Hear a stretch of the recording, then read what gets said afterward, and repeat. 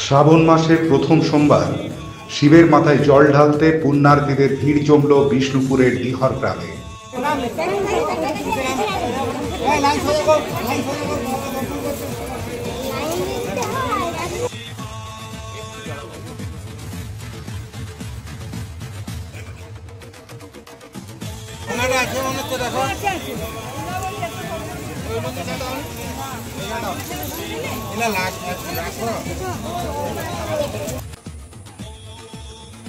বিষ্ণুপুরের ডিহর গ্রামে দুটি শিব মন্দির রয়েছে, ষাঁড়েশ্বরের মন্দির ও শৈলেশ্বরের মন্দির।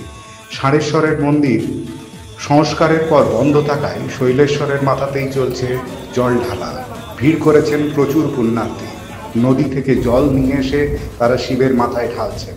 এই উপলক্ষে একটি ছোটখাটো মেলাও বসেছে।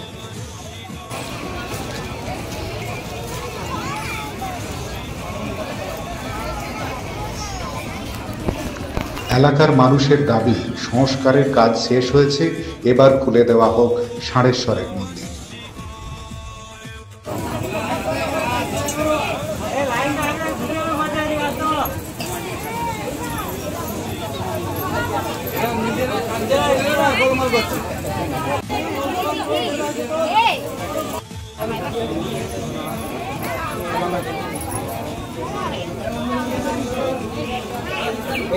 চলো বাবা, এগিয়ে চলো, এগিয়ে চলো।